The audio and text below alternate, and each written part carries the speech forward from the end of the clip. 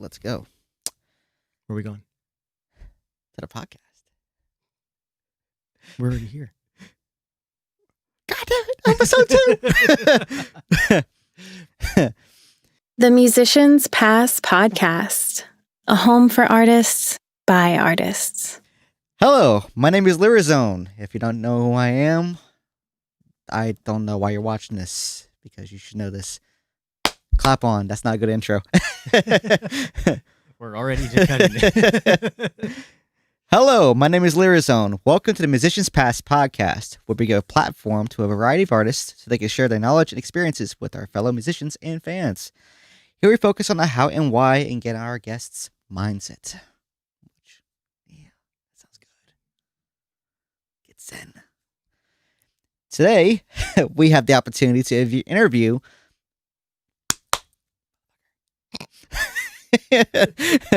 Today, we had the opportunity to interview a close friend and personal mentor of mine. He owns his recording studio in Vancouver, Washington.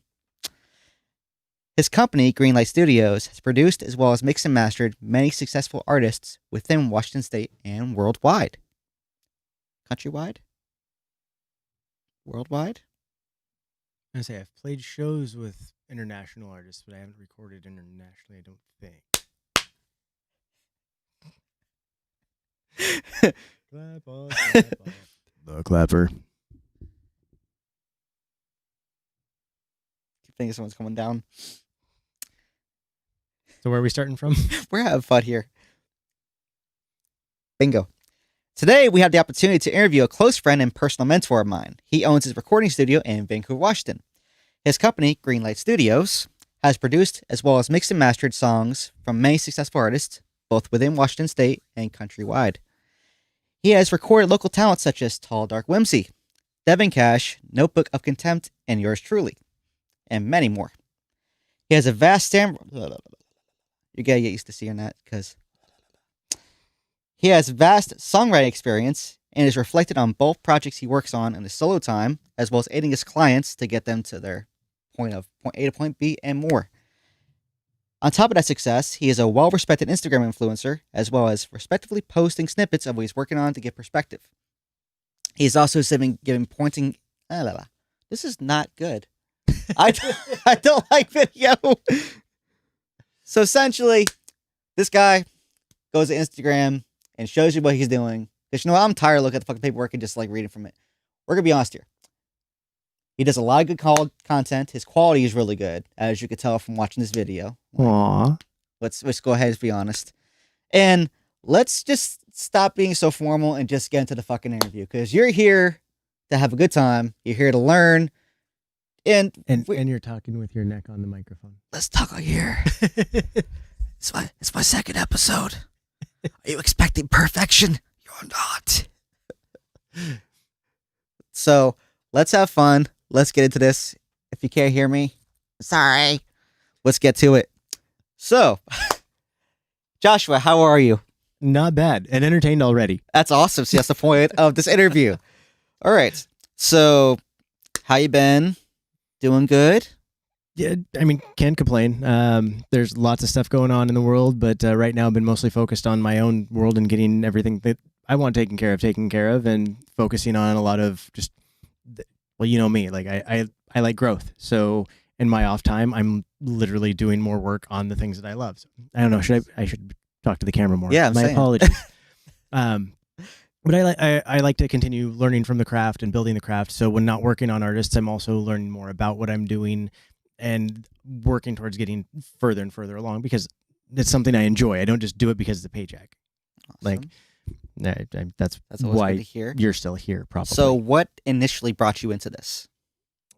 This being music in general, or in the studio? I would say more producing and more engineering side. So I guess it's a combination. I come from video. I keep forgetting there's a video over there. Well, I guess it doesn't matter because you're talking directly to me. So it's all good. So fuck it. Just you guys just giving you guys more attention than me. God dang.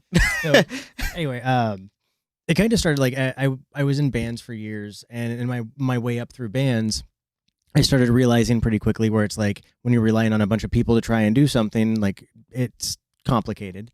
And so I started slowly building. I'm stuttering. Get it from Joseph. I'm glad it's on your side. You know, you win some, you lose some. But basically, I started recording my own bands and building those up. And then once those bands started building up, playing a lot of shows, and then I started having people that were just like, oh, where did you record at? And I'm like, I did it. And they were like, oh, really? Well, you record us. And I'm like, wait, I can get paid for this stuff that I bought to make me sound good? Okay, let's try this. And then in my early days, it was working with mostly rock and metal bands, which I still love working with a lot of that.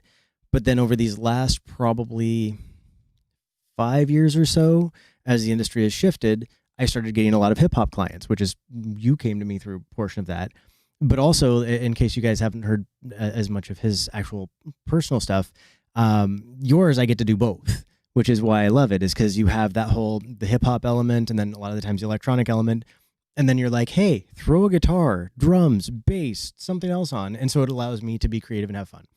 So like, not just because I'm talking to you, but this is one of my favorite things to do working on yours, because I literally get to play instruments. Well, we experiment. Sound crafting. Like, I get to really dive in and make, because it's theatrical, it's horrorcore. So I get to go in there and really be like, okay, if I was watching this in a movie, what would it sound like? And so like, start moving stuff around, and like some of the songs that we've worked on where there's an intro or an interlude, it allows me to think around those boxes. But the point being is that producing kind of came as an after effect of just working with a lot of people. Like, you get to understand the things of like, this works well, this doesn't. This is something that if you try and go this direction, I'll support you, but it's going to go badly.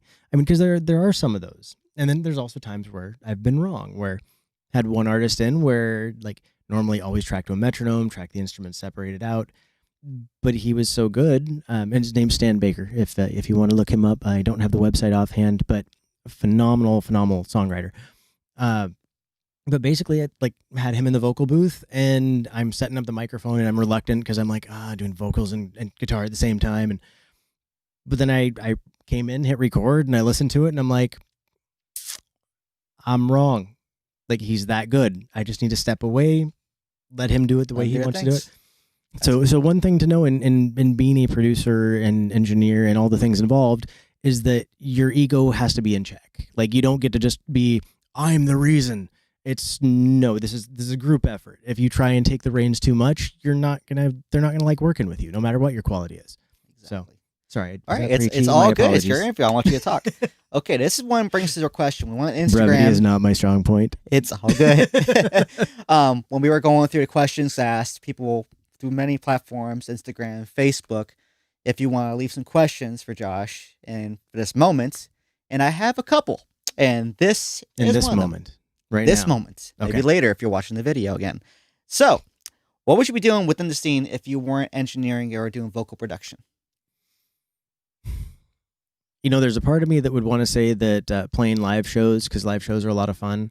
But I would also say that probably focusing more on my music, just because that's what started the whole thing. Like, I didn't start off trying to be a producer and work on other people's stuff. I started off working on mine, and that led into working with other people. But I like both sides of it, because when you work on things just by yourself, there's certain things you don't get to have.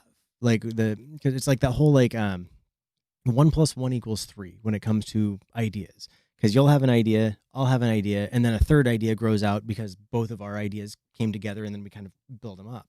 When you're doing everything yourself, you don't have that. But when you're building it yourself, you also have less drama because there's less people involved to say no or not take care of their part, not practice. Musicians, practice. Okay, sorry. It makes it easier in your recording instead of just coming in and not knowing how to start and spending mostly half your session trying to get yourself ready. Back to the interview.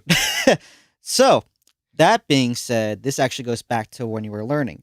Mm-hmm. So, what would you like recommend as far as finding your inspiration or trying to get yourself to that next level as far as your production, your mixing, your mastering? What would you use to pretty much get you from point A to point B? So you're talking like, are we talking like tools, like educational resources? I would say educational, recreational, what you do in your free time. Yeah, camping is great. Oh, wait, sorry. That works too? So I have a few different things on this one. One of which there's a thing. It depends on the style of music you're going for. The one I'm the most familiar with is a place called URM Academy, and they have a thing called Nail the Mix, and they'll have like Grammy-winning producers who have and mixing engineers, and they'll have them come on, and you get the stems to be able to mix and see how you can compete and like in the leagues. And then at the end of the month, they have the person come on and actually tell you, or like actually do it in front of you, and you can ask questions and get information. And that was a huge resource for me. And then they also had what was called the URM Summit, where all of us that had been a part of it, we got to go 2 years it was in Florida, and 1 year it was in Vegas now. And we literally go down there, and it's like a workshop, and you get all these high-level producers that you go in, watch the workshop, learn a bunch of stuff, take a bunch of notes. Oh, yeah. Then afterwards, you go have drinks in the bar and hang out with them. And I've met some amazing people there. And like I'm still friends with a lot of them. And it's like both from the people that were like me going that just as I want to learn, but also as the presenters. And I'm not going to use this as a time to name drop, but I can say there's a lot of people that I've met through that I love, that I can now just shoot a message on Facebook and be like, hey, I have a question about this thing. And it's no longer me being like, well, I wonder if this person knows. It's like, this person knows. And if they don't, they know somebody who knows. And so like one of the things is something like that with like Nail the Mix and that type of thing. Another portion is networking, finding other people that do it, finding people that you can bounce ideas off of, which that was where I really got a lot of mine from, was that people that spoke the same language, for lack of a better way to put it. Another thing that I just recently found, and for anybody that really wants to train yourself up, what's really cool is there's this website called soundgym.com. And it literally has everything from learning EQ, learning compression, learning like gain staging, like reverb and delay times. I just found it like a week ago. And it's amazing the fact that you can literally just like go through and learn these things, and it's like playing a video game. So it's an education while feeling like it's competitive, because it'll be like, you're in the top 79% or like or whatever, but it'll tell you like how you compete with the other people. So for those like me that get a little competitive at times, but in a nice way. But when you're going through and it's like 50%, fuck that, keep going. It's about training your ears too, so it's a very good educational purpose. So it's good to help you on that one too. Yeah. Well, and that's one thing that like on topic and off topic, one thing that a lot of people don't understand about the job that I have as a music producer or mixing engineer or recording engineer. Or a videographer at this point. Yeah. Well, that one's just like I kind of throw the camera up. So, but one thing that you have to keep in mind is that you are not paying somebody for their gear only. Like the gear is the least amount that you're paying for. You're paying for their knowledge. You're paying for their ears. You're paying for the understanding of the craft. So, for example, I'll have somebody call and be like, hey, I want to come do a song. And what do you charge? And then I'll tell them what I'm charging, whatever the current rate is with what's going on. And sometimes you'll get somebody who's like, oh, that's kind of expensive. This other place will do it for this. And I'm like, that's nice, but I have way more experience. I've been doing, like, I've worked with probably 200 something artists at this point. So I can be able to gauge a lot of different things that if you've been doing it for a year, it's not saying that they don't have talent or they don't have a lot of things to do, that they have knowledgeable, but there's a certain thing about experience. Well, experience has a cost, and people don't want to look at that and say, oh, well, that's one thing I have to look. No, you have to look at that. Mm-hmm. When you're looking to book an engineer, booking a session, you want to look at the portfolio. You want to look at what they contribute. Mm-hmm. You want to know what to talk about. You don't want someone who just like goes top of their head and says, I got this. No, you need to make sure they're certain of what they can do. So, well, and conversationally, because exactly. As far as like for example, if we're running a session and Joe and I are going back and forth, and if you've seen any of the videos, we have a good time with it. It's free fun. Yeah, it's for horrorcore. There's a lot of laughter. Yeah. But one of the big things is because of the fact that in this job, you also have to understand enough psychology to keep people in the state of mind to do what they do best. So if Joe comes in and he's doing a horrorcore track, but he needs to be in a somber mood, I'm not going to crack as many jokes, because if he's laughing, that somberness isn't going to be there. So I had a client not long ago who's singing a sad song, and I literally had to say, hey, I'll make you laugh more once we're done, but right now you're singing a sad song. So just know you're doing good, but I'm not being my normal, like, playful portion, because you need to stay in that mode. But then if you're doing something where it's like super happy-go-lucky, I'm going to be making you laugh all the time because I want you to laugh and have a good time. But you do have to, like, you have to capture the mood of what the song says. Anyway, Exactly. sorry. I could understand completely because usually, if you listen to my stuff, I have more sarcasm, so I'm more happy than, you know, I still I'm love. gonna be upset 24/7. Oh man, I still love that meme that you had, where it's like, if you guys haven't seen it, he's got one where it's like what people think I'm like, and because he's a horrorcore artist, is like a Tyrannosaurus Rex, and it's like what I'm like in real life, and it's Really a picture goofy of looking. Barney, and it's fucking goofy. Like I literally laughed out loud when I saw that one. That was Because if you guys already know on this channel, I like having fun. Obviously, I do good work, but I want to make sure that you guys are entertained. But you know what? Let's bring something different to the scene. Because you can still be good and be a horrorcore artist and not be always upset and sad. Let's take that and run with it and make the best out of a bad situation. So let's go all the way back to what you're talking about. Angry Joseph. At all times. So we're talking about the URM Academy, talking about all these different stuff as far as like ways of building brands. So if someone started from the ground up, what would you recommend them as far as like building their own brand, whether it be visual, auditorial? What would you recommend?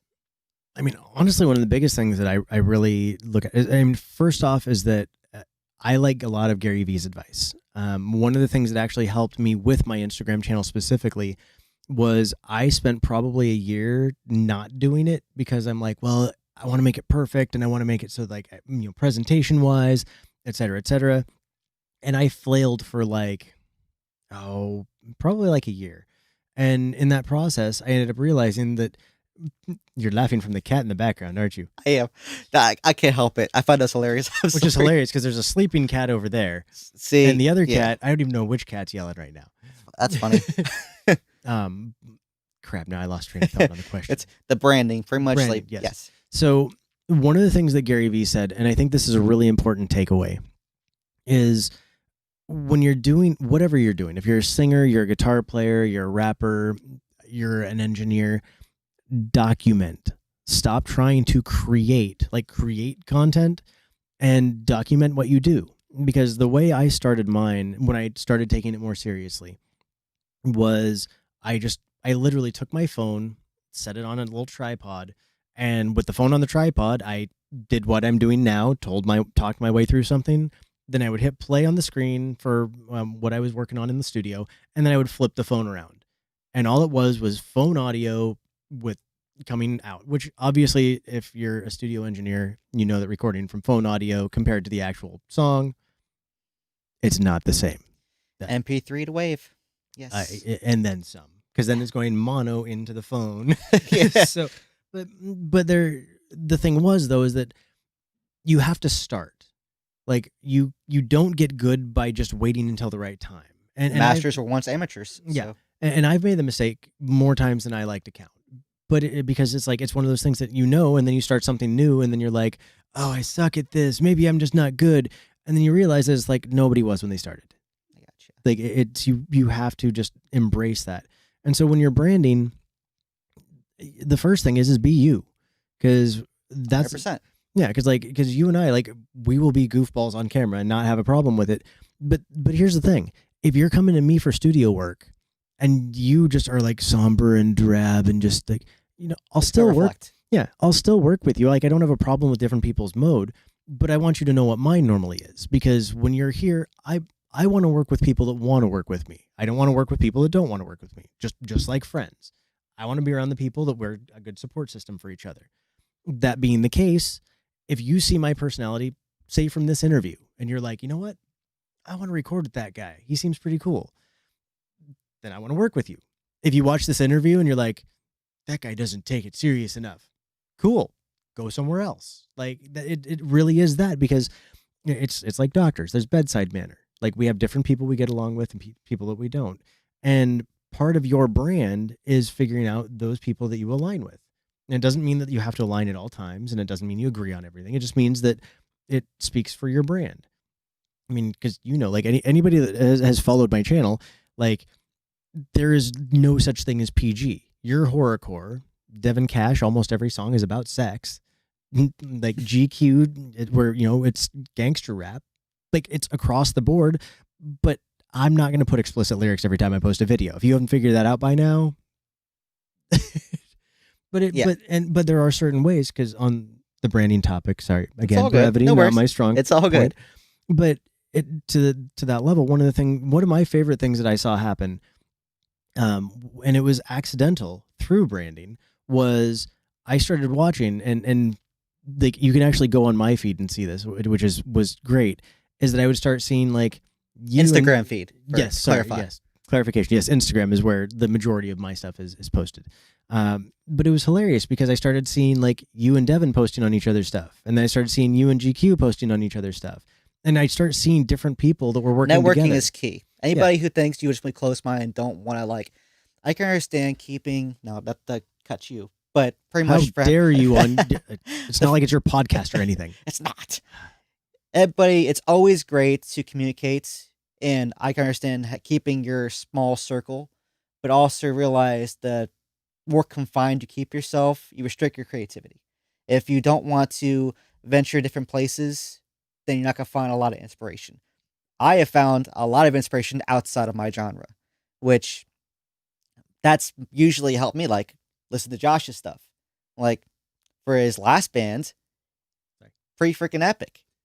So, that being said, go back to his old videos and check and see what kind of stuff he used to do as far as posting. And speaking of videos, as far as video quality, you've already assessed that transition. But what program do you use? So for video, I actually use DaVinci Resolve, because when I was trying to find something and there was like the whole Adobe line of stuff, which, I mean, Adobe's good, not talking shit on it at all. But DaVinci Resolve, the price tag of free to start with, was really enticing for somebody just starting video. Yeah. And so I downloaded it, and then I started watching a bunch of tutorials on it, and going back to that, getting good at something, I sucked a lot at first, and then where I've gotten to now, like, they're not phenomenal, but they're not terrible. It's at least presentable now. And I started messing around with like moving, like making sure that the artist's name was on the song, and then like putting the logo on there. Because I remember a Gary Vee rant where he was talking about, as a business, you're doing all these things for free for people. Where the hell's your logo? Like, if you're helping people, at least put your branding on there, because you're still helping people. You're doing stuff. Like, don't feel like you can't sell your business because your business is helping people. And like a lot of those I needed, because I'm an empath who went into business, and the amount of war zones in my head at times. But because if you don't learn to embrace the business side of the business, like, there's a reason it's called the music business. Like, if you don't take it seriously as a business, you have a music hobby. Yes. And as much as there are a lot of people that will push back on that, business is where money is at. And it was a really, really hard place for me to deal with, because I would just be like spending more money on my craft, and then like spending money on my friends and stuff like that, because we're like all going out to do karaoke or like go out to the bar after we had a show or whatever. But at a certain point, you have to understand that, like, if you don't take care of the business won't take care of you. Exactly. And so which is still from sort of the branding topic kind of a thing too. Well, it's a parent concept to make sure you have to nurture it. If you don't take care of it and contribute on a daily basis to build it, you can't expect greatness from it. Mm-hmm. If you don't take the time and take the losses of, okay, I won't go party. No, sit home, write, record, do some lessons. Well, that will help you. Well, and to your point, like, if you're going to quote unquote party, which there's nothing wrong with, like, with my old bands, we would go perform a show and then hang out afterwards and go to an after party. But the thing is this goes back to, we were networking. We were meeting people, we were making friends, and we're not talking like douchebag networking. We're not talking like you go in and be like, what can you do for me? Like, if you go into it with that attitude, you deserve what you get. Exactly. Build relationships. Yeah. But like, you and I started off working together, and we worked on the original Intrusion, and there were so many remixes. I was just going to say, so many iterations of that song, but we grew together and we became friends through it. So, like, I mean, as you know, like, we built a friendship where it's not like we'll hang out and actually do stuff, not just like, oh, you're in the studio, sweet, you're paying me, good to see you. Okay, get out of here. We actually get together. We'll talk on the phone. Well, we've built a relationship and a rapport, and in this industry, there is nothing better than having a rapport with people, because you count on them, they count on you. It's everybody wins. If everybody helps each other, everybody wins. You don't have to step on people on the way up. Exactly. Is there a 5-year plan for you? Like as far as going forward, you've mentioned using different programs and you're using different places to build your education toward your craft. Mhm. Is there a 5-year plan right now you're looking at as far as point A to point B? You want to get there and you're going to work hard to get to it? I have a few different ones. So this Let's is go for the first one. So this is a hopefully not long and complicated answer, but there's a few things. It's all good. So number one is one of the things that I love is like we were just talking, building the community stuff.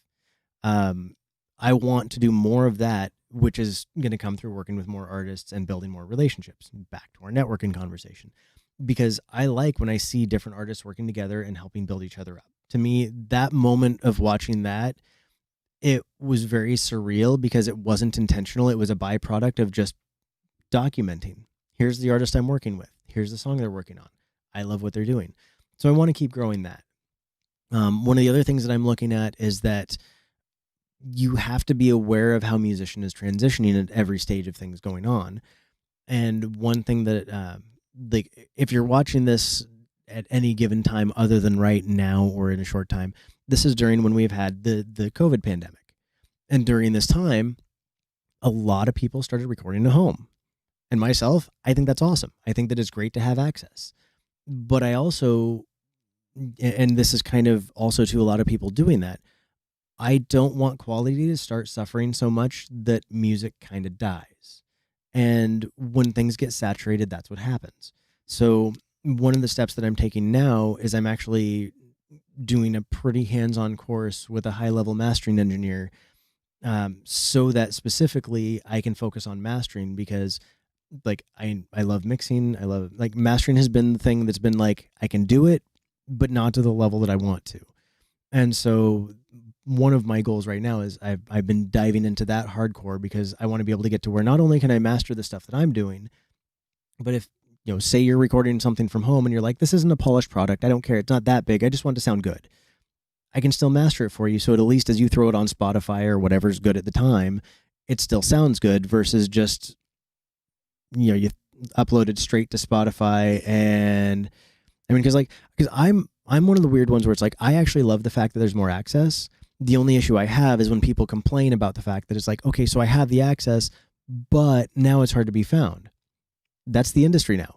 Yeah. Like, if you don't want to market yourself, you got to find somebody else who's going to, because there's a sea of noise, and it's our job to be found. It's not somebody else's job to find us. Exactly. But as far as the 5-year goal, so I'm an overachiever, so So you might get that 5 in like 2. Yeah, man, it's quite likely. I mean, but that's you get out what you put in. Exactly. And when I you're, agree. and for me, it's like I'll sit down here and spend a couple hours just like, you know, like that sound gym thing I was talking about, where it's like you literally can go on and just have, like, you're focusing on figuring out frequencies and being able to get faster and faster about identifying exactly where it is, instead of having to be like, okay, no, it's around this area, and things like that. Anything that betters your craft. But then there's also like, because we were having a conversation earlier today about the fact of like, well, when did you get better about video quality? And that was an easy answer. And this, again, goes back to networking. I ended up, a while back, I ended up running into Charlie, who, if you've ever seen Buried Alive, he's like phenomenal guitar player. Like, It's nuts. It's not even, we're not boasting, just a boast. It's fucking phenomenal. Like, aside from it, I watch his videos on daily. It's nuts. Yeah, Charlie's amazing. Technique's amazing. Well, and he's an amazing person also. Like, I've been friends with him for a few years now. And one of the things that he got a hold of me, and he's like, hey, I haven't recorded acoustic in a while. I just need to come in and record some acoustic. You mind if I pop in? I'm like, sweet. So he comes in, we record, and he's like, hey, let's take a picture in here, just because like it'll help build up your following too, because he's been doing this for a long time. And so he takes a picture. Next day I have 60 new followers. And at that moment, and this is where you have to be self-aware. In that moment, that's when I switched to DaVinci Resolve instead of my phone, is because I just got 60 new people watching, which means that it's going to keep growing. Quality is everything. Exactly. Like, it's okay, I can't do this amateur anymore. I need to step it up.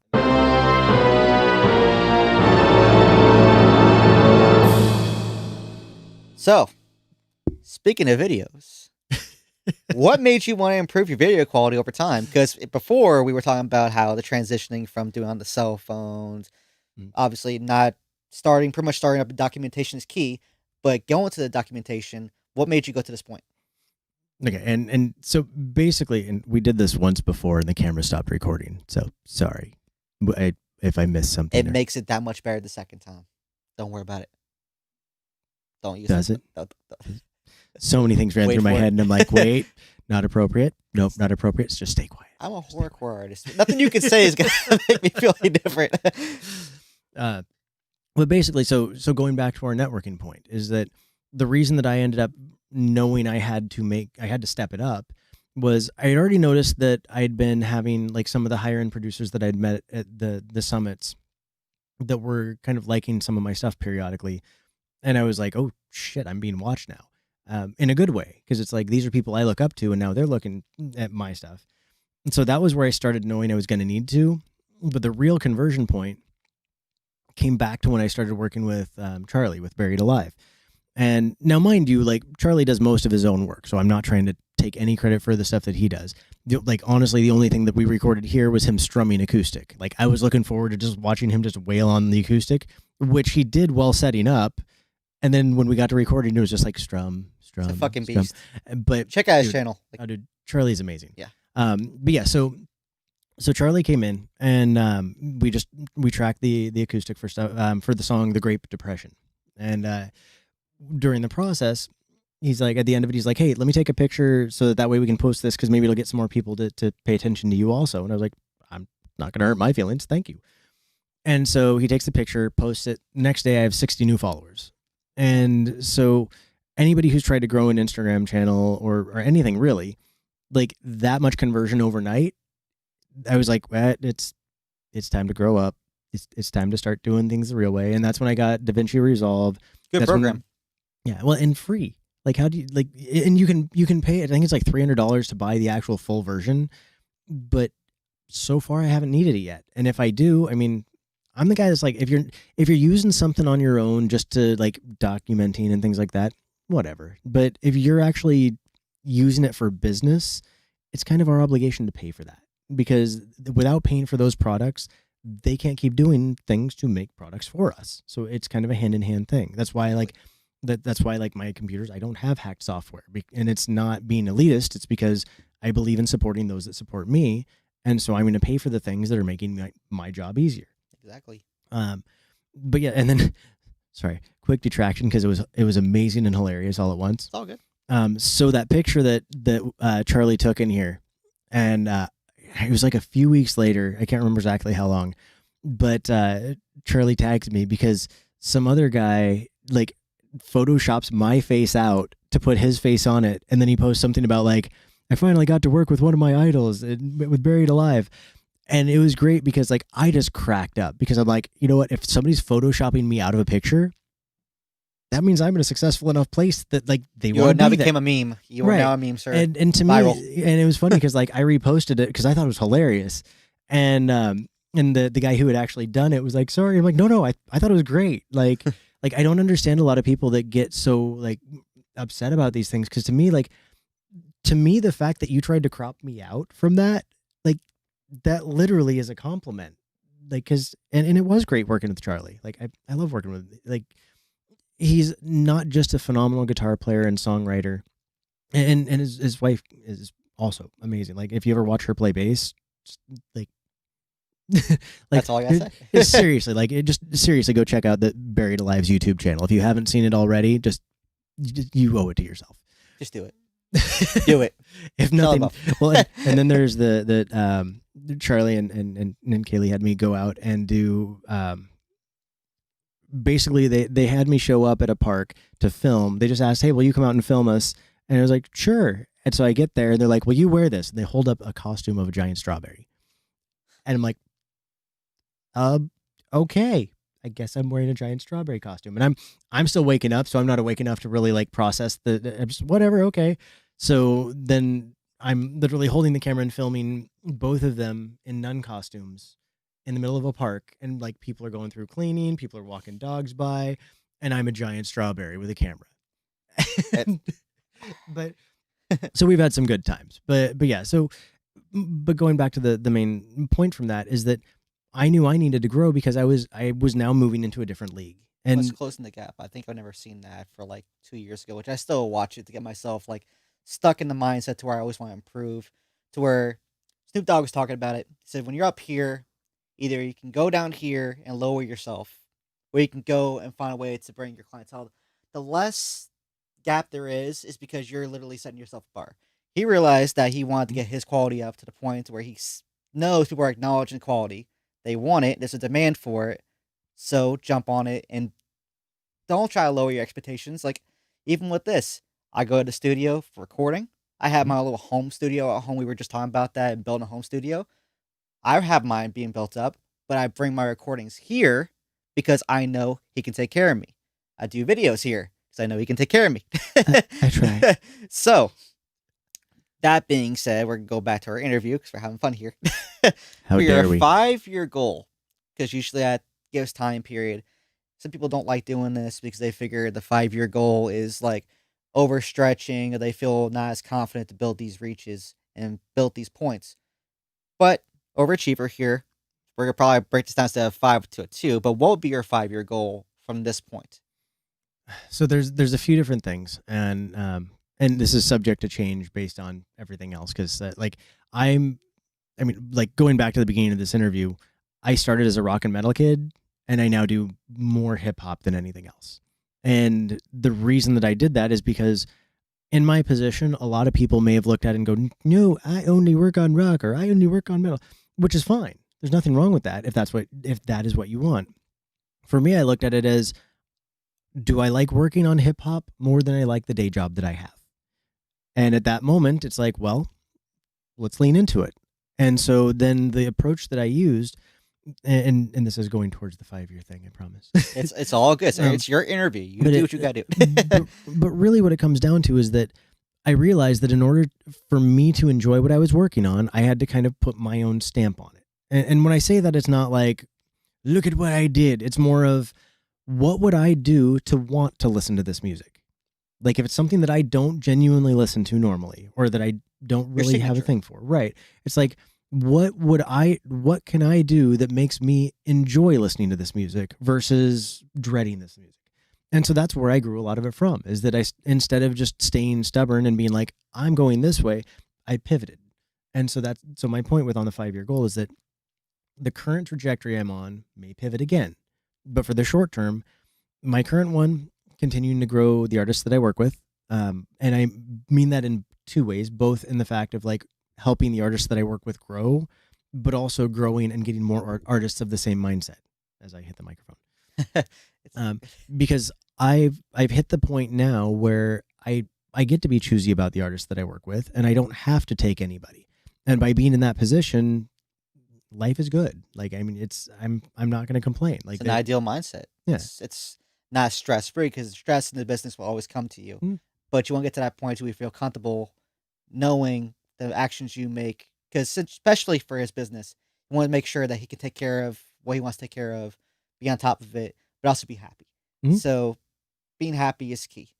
Well, so yeah. Well, and to that point, like one of the places that I hit a few months back before I got back, because I'm usually a super positive person, but I was having a little bit of a rough time with some stuff going on in life.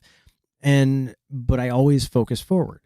And I hit this point where it's like, I want to surround myself with people that bring me up, so kind of to the point you were just making with Snoop Dogg and stuff like that. There was a Tony Robbins quote that has always kind of stuck, and it was, water seeks its own level. Like if you are up here and somebody else is down here, you can help them and they can close the gap to you, or you can keep trying and they don't move and you close the gap to them, or you find somewhere in the middle. But the only place that's actually beneficial for you is when they close the gap to you. Exactly. And so you can, and it's okay sometimes, you take 2 steps forward, 1 step back. There's like, I've had family and friends where it's like you went through something and you had to kind of fall a little bit to get back up. That's okay. But it's that you get back up. It's not that you just fall. It's not that you have an excuse for everything of why it didn't work out. Like, you have to be accountable. There's places where I've made mistakes, and instead of being like, oh no, it's your fault because blah, blah, blah. And I'm stubborn. I'm the first one to say that. So, human. So there are times where I'm like, it's not, oh wait, oh, no, that was me. I'm sorry. But I think that that's important, is that if you're willing to admit when you're wrong, people aren't as upset when you're trying to push about where you're right, because they understand that you're only doing that because you genuinely think that you are, and you're trying to work with them. So like in studio, if you and I are working on something and I'm like, hey, so what about this thing? And you're like, I'll try it. And you try it and you're like, I hate it. And I'm like, but I like it. It's like, let's do your song. So I have to be able to go, you know what? I didn't work. Or maybe the idea sounded great in my head and then I'm trying to work on it and I'm like, it sounded great in my head.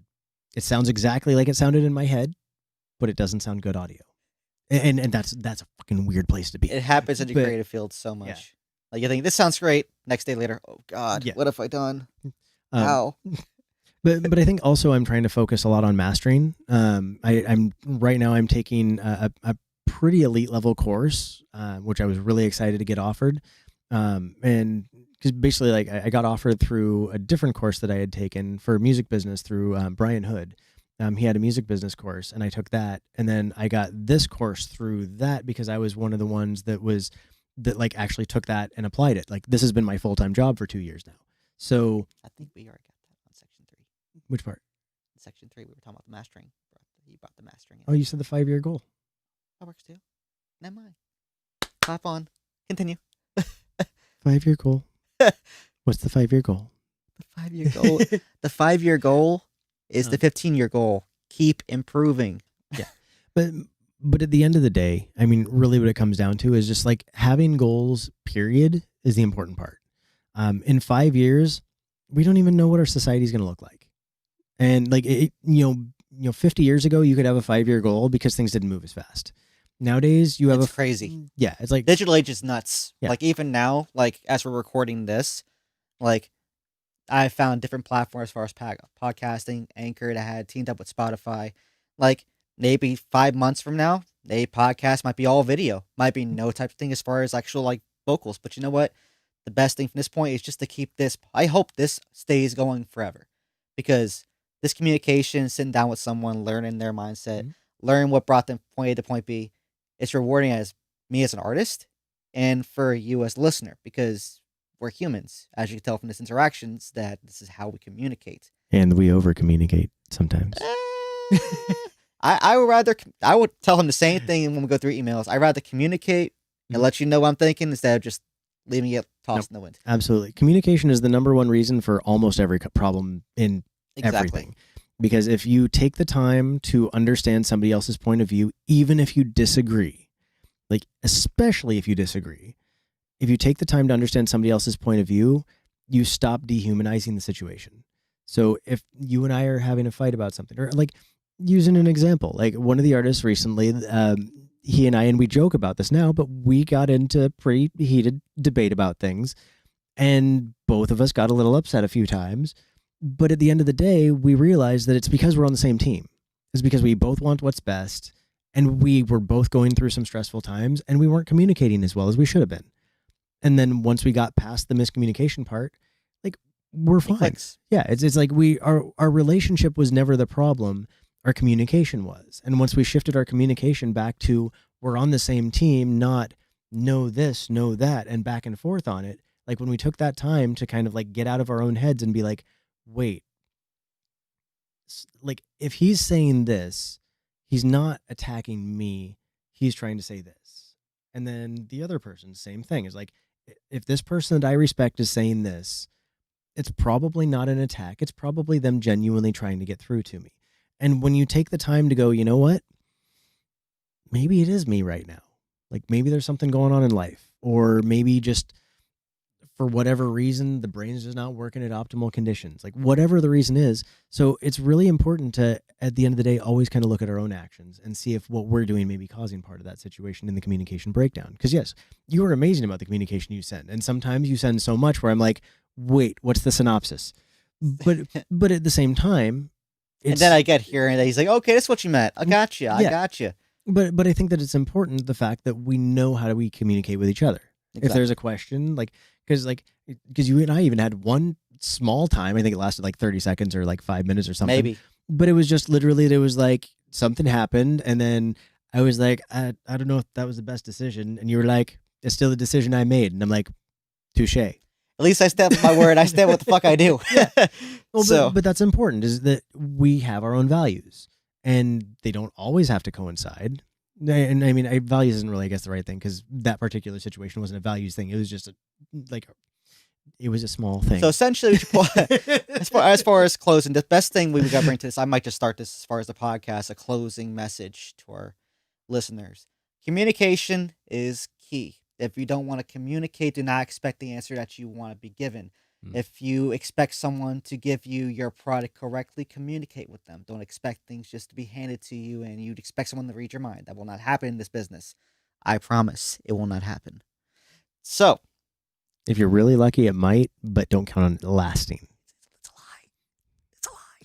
a lie. So, as we're closing out episode 2, thank you guys for jumping in. Thank you for Josh for being here. It was great. It was fun.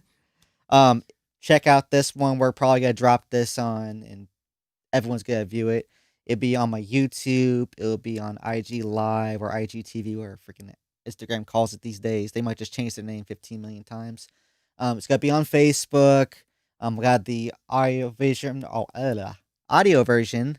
I do that a lot in the recording booth. I'm glad I'm doing it out here too. Yeah. I do this whenever I chop or speak very fastly. And I just assumed it was practice for your tongue trills so that your rapping was smoother. Well, thank you. Yeah. Shout out to Twisted Insane on that one. Okay. So, really quick, I just got to do a shout out, because seriously, we've had a lot of artists send in stuff to be able to check out, and what'd you say? You did it in 12 hours? It was 24-hour turnaround, and Kung Fu Vampire you fucking delivered too. Yeah. So I'm always saying this because it was probably the closing up on this one, but Sweet Relief, when you guys check that album out, not if, it's when, because I'm going to make sure it's here in the comment section. Check it out again. It was released last year on Halloween. The new album coming out, A Pleasant Defect. I'm looking at some really, really great collaborations. I can't talk today. Must be tired. And I can't be tired because we're releasing pretty much doing a track after this one. So I'm probably going to drop a little snippet after this is done, so you guys can see what I'm working on. But yeah, Twisted Insane killed it. His turnaround time was amazing. Kung Fu Vampire quality was great. Those features I loved so much because that actually made our job so much easier as far as tracking them, dropping them in, getting everything ready to go. It was really, really a great experience where we've had times before to where it wasn't as great. So we're just gonna leave on that one. So, well, but to the point on that is and the communicate was just a good thing too. They were good with communication. The files that they sent were top notch.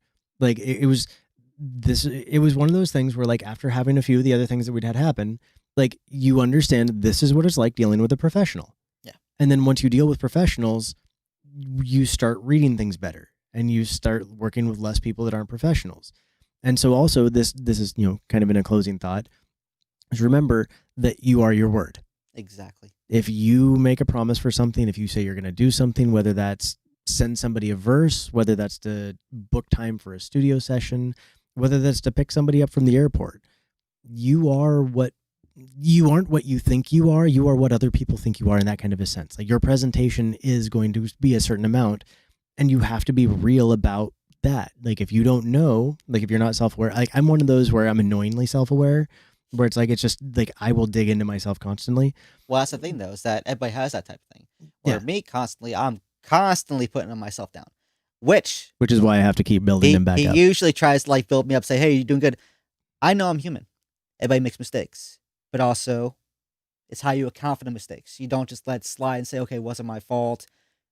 I have openly made my mistakes, but I grow from them. I account for them, make sure, for the longest time, I was okay, video quality's not getting that great.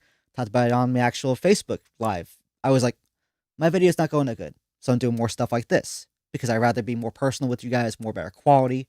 I don't want to be some choppy person's recording and just doing stuff to get by. And as we're going to the closing, what he was saying before, as far as there's so much artistry and there's so much things going on right now as far as music, but who can really stamp their legacy on it? Who can really say, I built myself to this point? I didn't just do it just to have fun. If you're a hobbyist, great.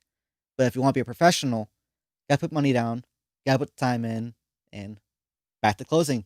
You have to communicate. Mm. So, and the one thing on that point last, and then I'll shut the fuck up over here. it's all good. But I don't know about you, but my own personal thought is I will take hard work over talent 99% of the time. Because hard work will get to talent, and talent, if you don't have that work ethic, lazy talent isn't going to get you anywhere. Like I agree. Like, give me somebody hungry who's willing to work for it any time of the day over somebody who's already good. I hear you. Well, thank you guys for stopping in. We are going to close this thing out. If you guys want to check this out through Spotify, I'll do the audio version on that one through Anchor. I'll do the YouTube video. You'll probably be watching this right now. Hopefully you enjoyed it. Like, we had fun. Hoping you had fun.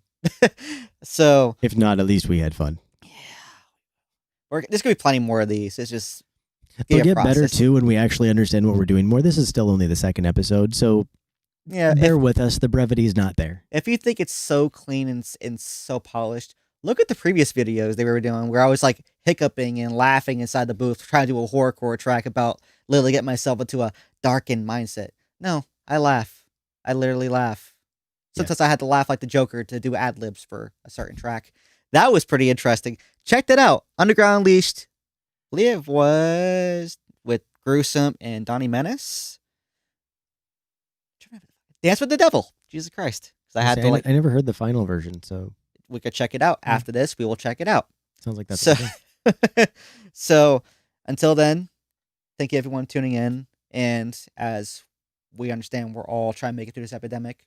Let's coexist, support small businesses. Let's keep them going. And thank you all for being here. Love you guys. Take you soon. Take ya. And see you later. With the...